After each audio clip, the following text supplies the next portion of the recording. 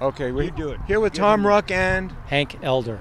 Hank. What did you accomplish over this 2018 Memorial Day? Veterans Day at the LA National Cemetery. Well, last night was the last of our 3 readings of World War I veterans buried in the sacred grounds of Los Angeles National Cemetery.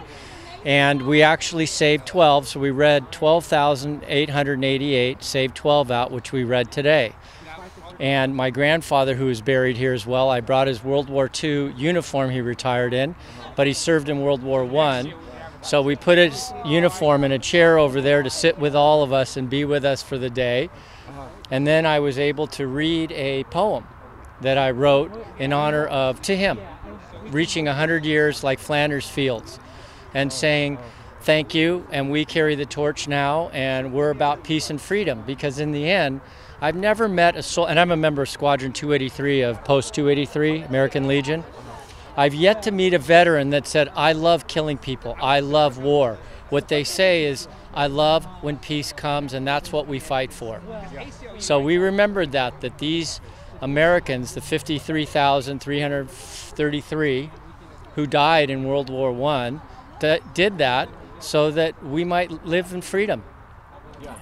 People are not aware necessarily that the Southwest was in jeopardy before the U.S. got into World War I because the Germans were planning to team up with the Mexicans to recapture.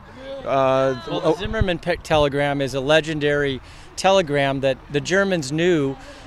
Mexico couldn't act on it, but they knew that if they could get them agitating at the border, like Pancho Villa type of action, that it could keep us out of the war. But the problem was it was a Hail Mary throw. What really caused us to go there, and here's an interesting statistic. We declared war in April of 1917. We actually didn't get any troops over there till April of 1918 because we had 100,000, no planes, no trucks, no weapons. So it took us a year to gear up, but when we went over there, between September 27th and November 11th, we lost 27,555 American lives in 45 days.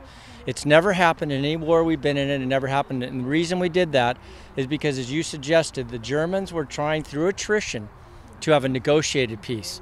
When the Americans threw themselves at first the Marines in June, took them out of Bella Woods, which they'd been in since 1914, and then the U.S. Army took them out of the Meuse-Argonne tract, which they had sat, and the Germans capitulated completely because of that sacrifice. Because the British and the French, they didn't leave their trenches anymore. So when they went over there to bring peace quickly, and they sacrificed. They sunk the Lusitania. Yes, that was obviously the key ingredient when they declared submarine warfare on all of us, whether it was civilian or not. And in general, I believe, like World War II, the Americans knew that they needed to be involved in this war. The thing that people don't realize is that up until then, 1,000-year-old monarchies existed and kept people under the thumb, as my poem said.